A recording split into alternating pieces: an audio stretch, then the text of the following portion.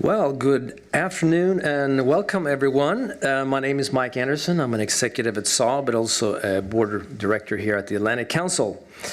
On behalf of Saab and the Atlantic Council, Scowcroft Center and for Strategy and Security, as well as its Forward Defense Program, I would like to welcome you to this exciting latest installment of our 2023 Commander Series.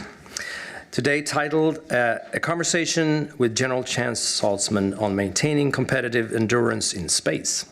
General Saltzman, thank you so much for joining us today. Really appreciate it. When Saab and the Atlantic Council first launched the Commander Series in 2009, our vision was to establish a flagship speakers forum for senior military and defense leaders to discuss the most important security challenges both now and in the future. This series has been very important for defense companies like Saab, helping us better understand challenges and priorities in order to inform our investments and partnerships, particularly when it comes to research and development, while better preparing ourselves to meet future capability needs. Today's event is the latest installment of Commander Series in 2023. This year we've had the honor of hosting Commander of U.S. Southern Command, General Laura Richardson, on a conversation on the security challenges facing Latin America. And the Commander of U.S. Air Force Europe, Air Force Africa, General James Hecker, to discuss the future of U.S. and allied power in European African theaters, and most recently, Secretary of the U.S. Air Force Frank Kendall for a conversation on the Air Space Force's imperative for strategic competition. In today's event, we will explore the U.S. Space Force, how the U.S. Space Force can secure an enduring advantage in and through the space domain amid increased competition with Russia and China. We're delighted to host the U.S. Chief of Space Operations General Chance Saltzman as he discusses his theory of success for deterring conflict and promoting long-term stability in space. General Saltzman, thank you again for joining us. Very much looking forward to hear your insights over the course of the next hour. With that, it is my pleasure to introduce Ambassador Barbara Barrett, who will make a couple of announcements and further introduce our esteemed guests. Ambassador Barrett is a board director here at the Atlantic Council and has led a distinguished career in the U.S. government and aviation, in particular, including as the 25th Secretary of the U.S. Air Force, the U.S. Ambassador to Finland under President George W. Bush, the former Deputy Director of the U.S. Federal Aviation Administration, and the former Vice Chairman of the U.S. Civil Aeronautics Board. Ambassador Barrett, thank you for joining us today. Over to you.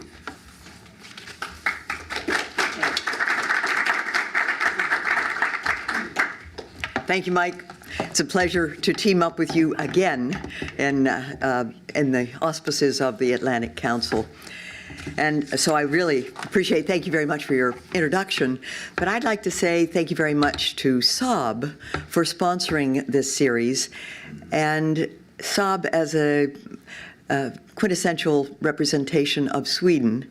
We applaud Sweden's role, and we thank you very much for the leadership shown there, so thank you. Well, I'd like to take a chance, we're going to find that word chance frequently mentioned today, to thank the Scowcroft Center for Strategy and Security for hosting this timely event as in its Forward Defense Program. Join me as you imagine a typical morning for most Americans. You wake up at a precisely timed alarm, turn on a light, check the traffic, check the weather, maybe read emails, check the news. Perhaps you might be electronically assisted as you navigate to your first morning appointment, and then maybe stop for gas or at an ATM along the way. You may not realize it, many people may not realize it. Here in this group, I think it would be well recognized that for each of those instances, you've interacted with space. Space enables navigation, information, and communication on which we all rely. It's integral to our society and our economy and to our military and national security. Long before the creation of the Space Force, space assets have been enabling military operations from obvious ways like navigation and communication to more specialized missile warning and tracking. However, as China and Russia bolster their counter-space arsenals and contest the United States' long-standing military edge in space, our free and open access to this domain is in peril. Moreover, dual-use and commercial spacecraft are providing important capabilities to both civilians and warfighters.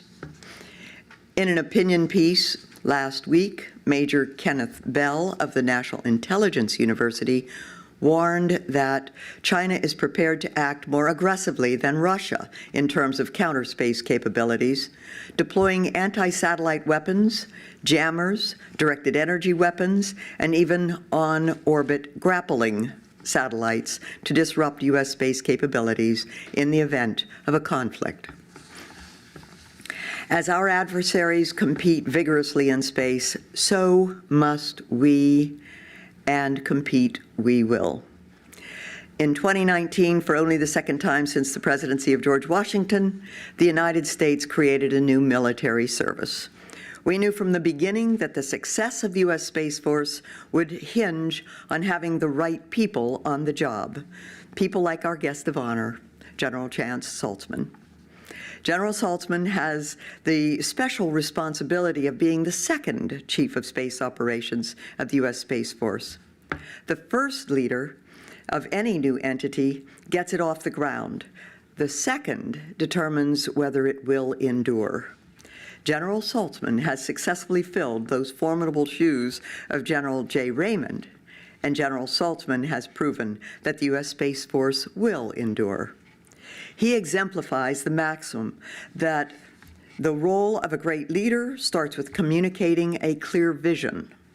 To that end, General Saltzman unveiled earlier this year his theory of success for the Space Force, entitled Competitive Endurance. His strategy not only maximizes Space Force's ability to deter conflict from extending into space, but also represents a vision for promoting long-term safety and sustainability within the space domain. Today, General Saltzman will discuss his plans to implement the strategy and prepare the Space Force to prevail in the era of strategic competitiveness. His perspectives are informed by his distinguished career as a uniformed officer with over 30 years of experience in space operations, including as a Minuteman III launch officer, a satellite operator, and in numerous leadership roles in the air and space forces. General Saltzman, thank you for your service to the United States and for your dedication to the future of the Space Force. I look forward to your remarks. But first, introducing Sandra Irwin. Moderating today's conversation is Sandra Irwin, who is a senior staff writer at Space News. For nearly 2 decades, Sandra has covered the military, the Pentagon, Congress, and the defense industry, and she covers it thoroughly and professionally, I'm here to tell you. So now, I have some housekeeping items to tell you. Before I turn it over to Sandra and General Saltzman for keynote remarks, I would like to remind everyone that this event is public and on the record. We encourage you to Zoom, those of you who are on Zoom, to direct any questions to General Saltzman using the Ask AC link, which you can find in the chat. Be sure to identify yourself and your affiliation in your questions. We will be collecting them throughout the event, and Sandra will pose some of those to General Saltzman. We also encourage our online audience to join the conversation on Twitter by following @AC_Scowcroft and using the hashtag #ForwardDefense. Thank you all for joining the Atlantic Council for what I know will be a captivating and exciting and exhilarating conversation with General Saltzman. And so I turn it over to you, General Saltzman. You have the watch.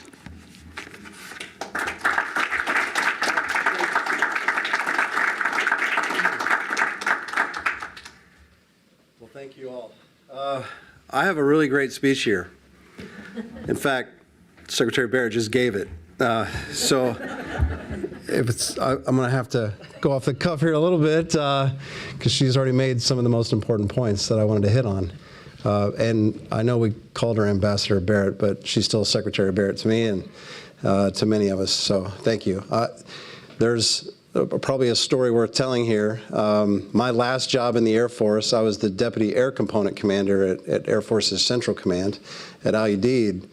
And I went out there in May of 2019, and while I was busy fighting the air war out there against ISIS and making sure Afghanistan was locked down, and we had the max pressure campaign against Iran, it was a busy time out there. And my head was down making sure that we were doing that all as effectively as we could. And a strange thing happened. While I was gone, they stood up this thing called the Space Force. And it literally came across in like a news feed, and I was like, what? Like, it's around Christmas time, and so I had my mind on other things, and next thing you know, there's a Space Force, and I thought, man, I've been in the Air Force flying satellites for 30 years, and I go to the desert for one tour, and they carve a Space Force out without me. So I was kind of wondering if I was going to be a part of the Space Force or not.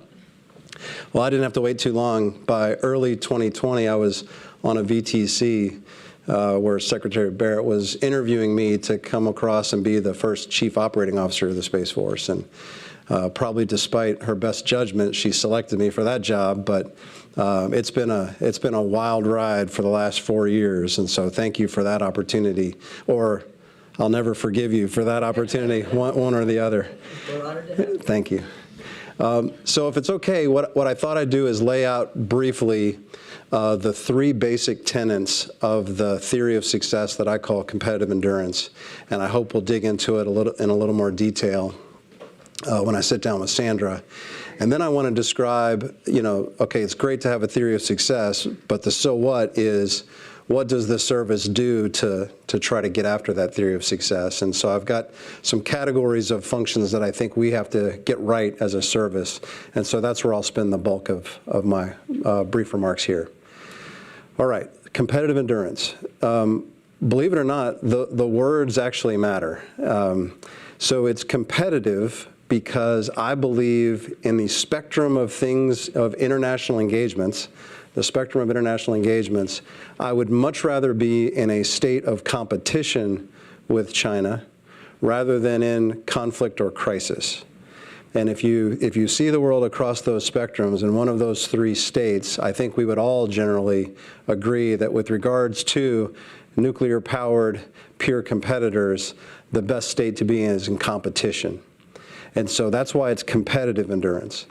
The endurance talks to the fact that I don't see an end in sight. These are conditions to be managed, not end states to pursue. And I think that's an important aspect of this. This is how great powers interact with one another on a global stage.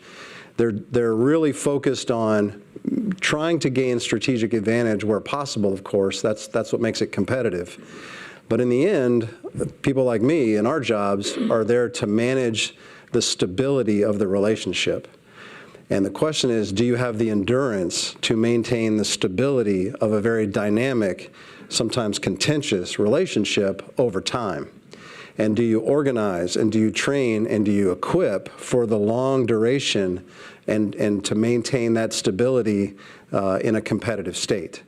And so that's the theory, is we need to have that endurability to stay and manage the competitive state with PRC, other challengers.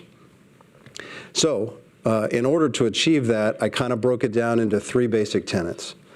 The first is you have to be able to avoid operational surprise. Space is a little different in the sense that we don't experience it, with very few exceptions.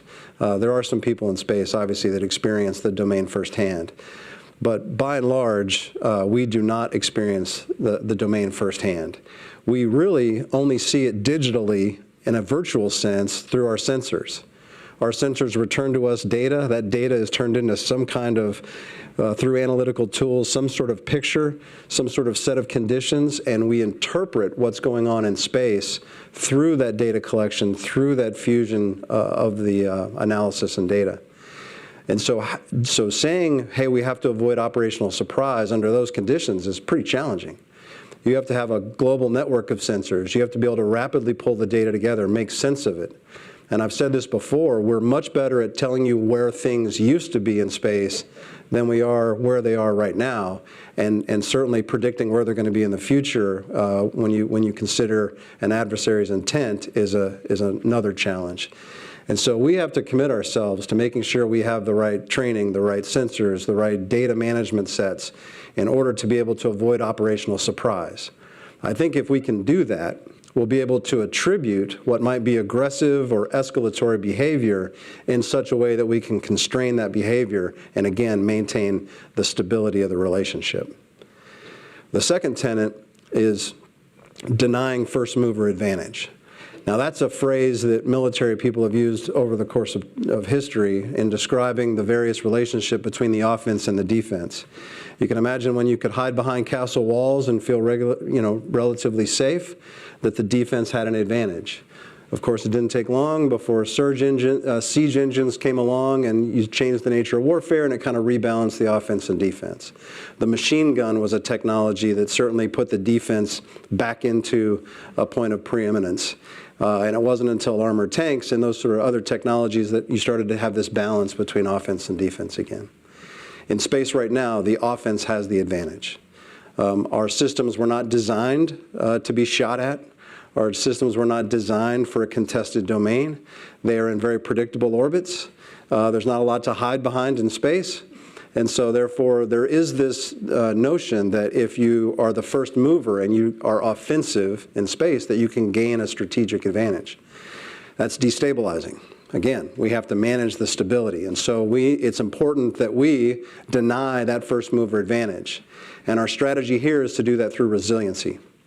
If a mission like satellite communications is done with 3 or 4 or 5 satellites in geosynchronous orbit, moving very slowly relative to the Earth, they are potential targets. And they don't take a very deep magazine depth to engage those targets, 4 or 5, 6 satellites. If we take that same mission and spread them across low Earth orbit, where the satellites are moving much faster, and we spread that mission out across hundreds of satellites, you create a targeting problem for your adversary, and in effect, you create a resiliency for that mission, and hopefully deter the idea that attacking first will give you a strategic advantage. And then the third is what I'm calling responsible counterspace campaigning. It is necessary to continue to perform the missions that we always have from space, but that is not sufficient to give our joint force the advantage they're going to need in combat. We also now have to deny an adversary, particularly the PRC's use of space-enabled targeting. They have built literally a kill web. They have built a kill web which increases the range and accuracy of their weapons, and you may know this as the anti-access area denial strategy that keeps forces outside the second island chain should the PRC decide to use their weapons. That is all a space-enabled capability. We have to be able to deny the PRC access to the information, break that kill chain, so that our joint forces are not immediately in target and in range inside the second island chain. So protect what we have through resiliency, but also deny the adversary the use of their capabilities. So that's really what competitive endurance is about: avoiding operational surprise, denying that first mover advantage, and then conducting responsible counterspace campaigning. And the last thing I'll say is I use the word responsible counterspace campaigning because we can't have a Pyrrhic victory in space. If we think we can simply shoot down all the satellites that the PRC is going to use, then I think we're going to set ourselves up for debris fields that actually affect our satellites as much as they affect an adversary's satellites, and we won't be able to gain the advantages and rely on the capabilities that our joint force has come to expect. And so that really is, in essence, the 3 areas that we're trying to accomplish with competitive endurance. And then very quickly, I'll just say, I think about the Space Force's role in pursuing that theory of success in 4 basic categories: force design, force development, force generation, and force employment. Force design is we have to design the architectures that are resilient, that do give us the right picture in the space domain, that allow us to be able to counter an adversary's capabilities. For force development, we have to be able to give our troops, the guardians, we have to give them the skills and the experience in order to be able to successfully employ tactics against their adversaries. In force generation, Day to day, as Secretary Barrett mentioned, we are already flying GPS satellites. We are already providing satellite communications, missile warning, ISR, weather. We do that day to day. But we have to be able to generate forces for the next kind of fight, a higher tempo fight. And so we have to generate forces in a way where they have time to do all the training and readiness activities for the next kind of engagement, not just the current day-to-day mission. And then finally, force employment. We have to be able to integrate with the joint force. We are standing up service components in each of the combatant commands in order to have day-to-day people in the planning sessions, people in the theaters working with our partners in close proximity and on a day-to-day basis building those relationships. We think only through that will we be able to actually effectively integrate from the beginning and not be thought of as something that is just added on after the plan is already put in place. And that's the force employment strategy. So with that, and I can tell Sandra is ready to go and chomping at the bit. So with that, I'll take a seat. Thank you very much.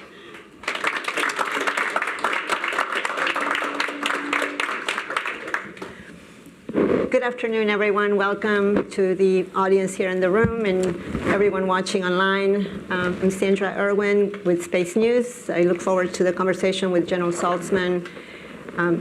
I think, as you said, there's a lot to cover. And I guess maybe for context, I should point out that as Chief of Space Operations, General Saltzman's job is to organize, train, and equip, which is, it's a lot. And not a lot of people understand what that means. But just to pick up on your discussion of the theory of success, I mean, you've laid out all these tenets, but now you have to go and execute things. And the last few days, we heard from Secretary Frank Kendall, and he's very focused on China and the competition with China, and he and all the leaders, including you, leaders from the Department of the Air Force, you had a big meeting in Corona, in Colorado Springs, to talk about the competition with China. And he talks about the need to optimize the force for the competition with China, which I was hoping maybe we can start off talking about that. How do you optimize the Space Force for the competition with China? And can you just maybe talk about how the Space Force views the great power competition that we're having right now? I think the easiest way to describe it is that if you think about the fact that a military force doesn't just stay static. It's in a continuous evolution based on the missions that are asked of it, based on the threats that it encounters, based on the kinds of activities necessary to do the day-to-day work. So it's constantly evolving. And over the last 20 years, we've been asked to do a very specific kind of mission, this counter-violent extremist organization, counter-terrorist fight. It's been mostly deployable to the Middle East, as we all know. We've been able to flow into bases that have been there a long time. They have a solid infrastructure. We generally can say that we have air superiority over the adversaries. We're certainly using space. I won't use the space superiority phrase, but I will say we're using space exactly the way we want, really in an uncontested way. And that starts to build habits. When you can count on something as being there, then you don't focus on what it takes to assure that. So in other words, air superiority. If you don't have to fight for air superiority, you're gonna become more efficient about assuming you have it and applying resources to things you can't count on, like whether or not you have targeting capability to hit certain high-valued targets, or whether you have tanking capability to keep cast stacks alive for a long period of time. And you get very efficient at that kind of fight. RPAs and how they're used to do surveillance, it's all centered around this counter-VEO fight. And Secretary Kendall, just in observation, says we've become very efficient and very good at that kind of a fight. Unfortunately, that's not the fight in the Western Pacific. It's radically different. We're not going to have fully developed, highly infrastructured bases to flow into. It's going to be more austere. We certainly will not be able to assume we have air superiority and even space superiority, use space the way we want. And so the question is, what changes do we need to make in order to optimize for that kind of fight? And when you do something for 20 years in resourcing and training and education and skills and tactics development, it builds a lot of institutional inertia. And I think that's what the staff is kind of waking up to, is we got to shake ourselves out of this and really start to think about what are the conditions we're going to face in a fight in the Western Pacific, what are the attributes the service needs, what are the processes, what's the equipment, what's the training, all of those things that maybe we used to be able to do in the 80s facing the Soviet Union, but that those muscles have atrophied over time as we focused on something else. And so that's what optimization is really about, is recognizing we're going to be in a different kind of fight under different conditions and fixing the service for those. So what is your timeline, or do you have a timeline? For example, what investments do you think are going to be prioritized to be able to meet all those goals? And kind of, you don't have money to do everything you want. So what are going to be your top priorities as you begin your second year as Chief of Space Operations? A couple of things there. One, let me put a plug in for something that Secretary Kendall is very serious about, and that's a quick start initiative that he's trying to work with the Congress, because he's worried about the speed of delivering these capabilities. He's the first to say that when he came in and built the operational imperatives around basically the equipment that he felt he would need to be more optimized for great power competition, we have yet to see that money because of how long the budgeting process takes, how long it takes to get through Congress, then actually get the bills and authorizations to spend the money.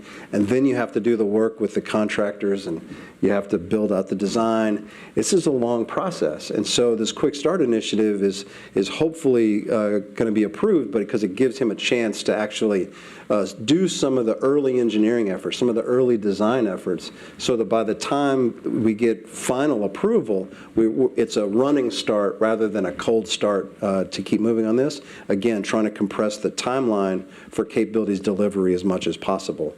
But from a space standpoint, we do have to prioritize, no doubt. But I also think about this in the long run. None of this is going to happen overnight. Shifting from architectures that were built for a benign environment to ones that are built for a more contested domain, that's a lot of work that has to be done. It's going to take a while. But I don't think about an end state. I think about it as a continual evolution. I want to be a little more ready tomorrow than I am today. And I feel like if we have good force design, if we have good strategies for how to develop our people and the tactics, that again, every day will be a little better than the next. And as the systems come online, we'll be ready to use them. And hopefully we'll have what we need should we ever be called on to use them. Now, when you look at your main competitor, China, it seems like the list of capabilities that they have now, it keeps growing. Secretary Barrett mentioned an article that just came out with all the anti-satellite weapons that China has developed. We also saw a report yesterday from a U.S. commission talking about China's really aggressive buildup. For you, talking about priorities, when you look at the U.S. architecture and you look at China's capabilities, what are the top concerns? What are you most worried about? From a PRC standpoint? Yes. Yeah. Obviously, missile technology is worrisome because it's here and now. They have anti-satellite missile capabilities that are operational. And that's a double problem because, one, they can take out satellites, and then two, the debris created by those destructions can cause other problems on orbit. And so that's a compounding problem that we have to figure out. That's why this denying first mover advantage is a real thing. We have to shift to a resilient architecture as fast as possible so that the calculus develop resilient architectures. The work we've done with Space Development Agency on new missile warning, missile tracking, and the space data transport layer. Missile warning and satellite communications are two of the things that we're trying to proliferate as fast as possible to LEO because they're such critical missions that the Space Force provides. And Derek Tournier's done a great job. I mean, we talk about from contract, from order to orbit in a couple of years that is fast for space. Mm-hmm.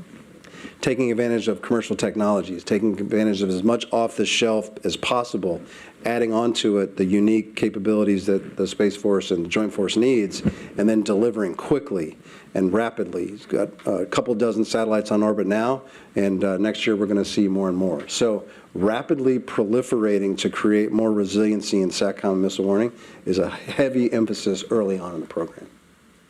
So in this environment of great power competition with China, how much of a problem is it that we are not in communications with China? The Pentagon put out multiple reports saying, it's very alarming that the two biggest militaries in the world are not speaking to each other. I know there's a lot of tensions in different areas, but for example, in space, I know the president, I think it's meeting today with the president of China, Xi Jinping, in California.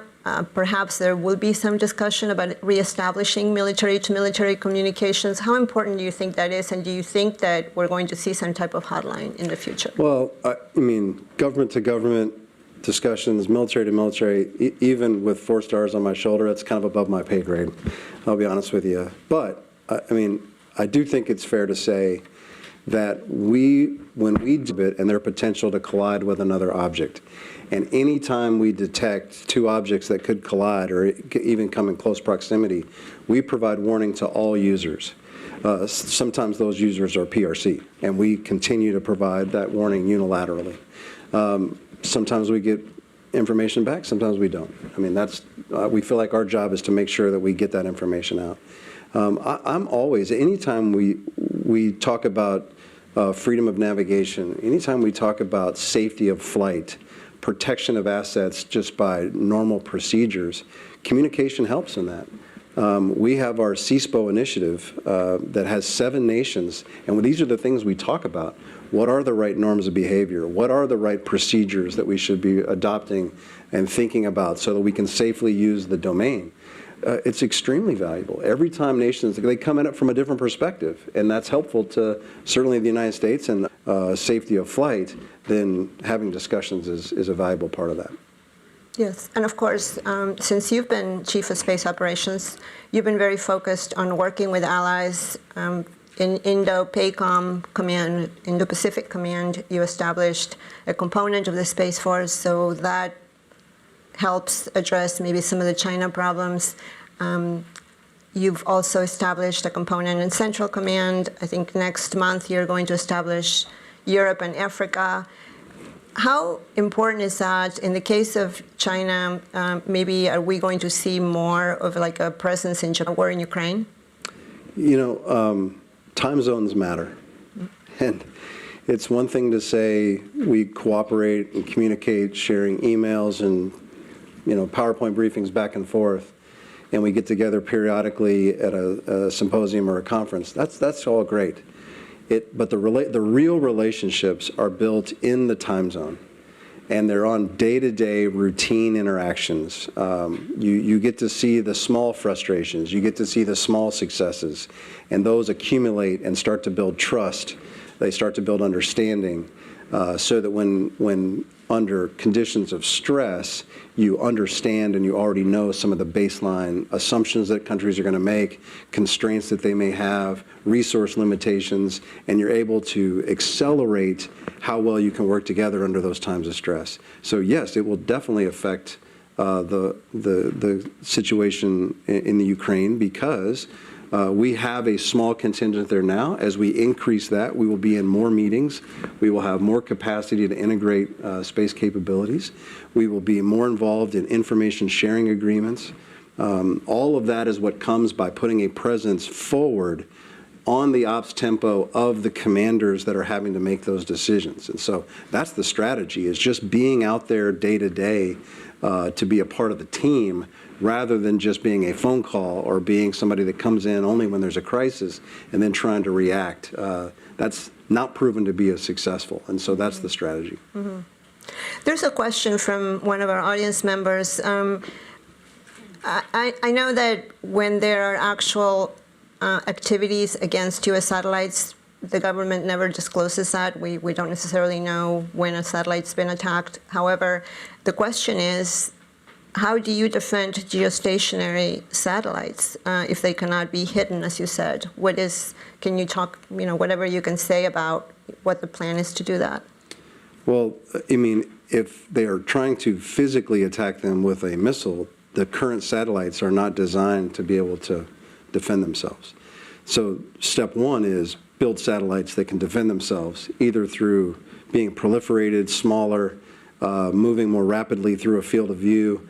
Those are things that just give inherent resiliency to the structure. So again, we built the satellites in GEO, not worried about the space domain being contested. Now we have to wake up to the fact that it is and shift away to more defendable capabilities. In terms of non-kinetic effects, this is where tactics can be used. We have capabilities on orbit that if the operators are properly trained, if they practice their tactics, we can mitigate. We may not be able to eliminate, but we can start to mitigate the effects of those non-kinetic effects and try to maintain a level of service that's acceptable. But it all comes down to, do we have the ranges? Do we have the tactics developed and validated? Do we have the operators properly trained and practiced in order to be able to execute them on a timeline that makes it successful? That's what we're focused on now. Mm-hmm. Yeah. Of course, everyone says the most likely weapons to be used against satellites will be cyber attacks. And even in the commercial industry, there's a lot of activity to try to protect commercial satellites. Let me ask you about technologies coming out of commercial, and you're working on a strategy. How is that coming along, and what are you finding as far as what the Space Force can do differently to try to maybe accelerate the use of commercial technology? A couple of thoughts. One, we use the word commercial as almost like a unitary actor, industry or the commercial sector, and it is far, I'm preaching the choir here, I know that, but it is far from that. Not only because of a capability that the government is going to buy versus the government leasing a capability that the company continues to own versus the company providing data that might be valuable to us, or a company providing a service, which we might leverage the service itself. So I'm just saying there's different ways to think about commercial, that what do we want, and work with our partners to understand what the best solution might be to the given operational problem. But sometimes that's easier said than done. There's old models in place, and we just got to work through that. But that's it. This cyber defense thing is an industry. We have to understand, like, hey, it's one thing to lease some bandwidth, for instance. It's another to say, hey, we need a service here that's going to hold up in a robust. Is just having more ground networks its own kind of resiliency, or do we need some standards that are out there? This is the ongoing discussion that I want to have with industry. Let's get to the details of what makes this a viable relationship. I was just kind of schooled up recently on the idea of saying commercial augmentation may paint a bad picture.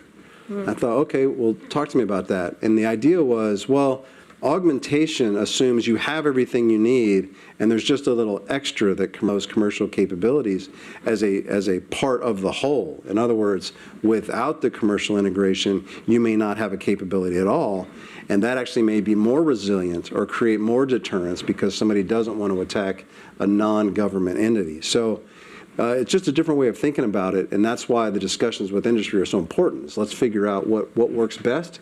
Let's clarify our terms so that we can put the right contracts in place, et cetera. So are we going to actually see a strategy, something that will be released publicly? Sure. You will? You will? Yeah. Strategies, it implies that you've got some objectives, you have the ends, ways, and means all figured out. If that were true, I wouldn't need to publish. I would just go do the work. You know what I mean? Mm-hmm. What this document is really going to be is to get after some of these foundational questions. I hope to be able to provide industry through this document a definition of terms. In that discussion of services and activity, can we segment it up so that this part is inherently governmental, but that leaves a huge portion of the mission set that could be done by commercial services. I hope to define those terms first and foremost so that when we have these discussion contracts, but That may not be enough. Next, I have to say, and here's, if I was going to put technology here, here's our top 10 most wanted list. Here's how we do it, here's the definition of terms, and here's the things we're looking at. I'm trying to give a play. I'll take it. There's some big, on Friday, if all goes well, that would be December on Christmas Eve, which, that's the vehicle that is supposed to. I know. It's not, about these launches coming up, what do you think of it? I should have started when we were talking about industry by saying one of the greatest asymmetric advantages we have in global competition or in international interactions, period, is the innovative engine that is the U.S. private sector. I mean, it is amazing. The ability to innovate, the ability to move fast, the ability to come up with creative solutions as much as any other sector in the American economy. And we are just riding in that wake because of how much launch price has come down, how much the economies of scale we're able to think about. That is all due to the industry pushing the envelope. And so whatever we can do to support it, I try to as much as I can, but it's a real advantage. Chief of Space Operations for a year. Can you highlight any big surprises, regrets? What stands out in your mind after a year in this job? I don't really have any regrets. I think, I've been in the business long enough to know, I've been in the Pentagon long enough to know that the idea of a 1,000-mile journey just begins with a single step. You really have to have faith in that. If you think, hey, we've got a good idea, let's just turn on a dime and make this happen, that's just not the way the U.S. government works. It's designed to be plodding. It's designed to be slow and methodical. It's not designed to be entrepreneurial with taxpayer dollars. And you just have to recognize that. And when you do that, and people say go fast, what I have to hear in my head is go government fast. Not go SpaceX fast, not go Google fast. Like that's not realistic for me. And so I feel like I need to do a lot better with expectation management. That's that means we just got to follow the rules and inside the rule set go as quickly as we can to develop the capabilities we need. What the Air Force, Navy, the Army, the Marines, what they can put together and accomplish is amazing. Space as a contested domain, as a part of the joint forces, is a relatively new, acknowledged, same integrated way as all the other services. And so I do feel the sense of urgency. I feel like we have a plan, but I also have to understand the governmental piece of this. Appreciate it, and join me in thanking General Saltzman.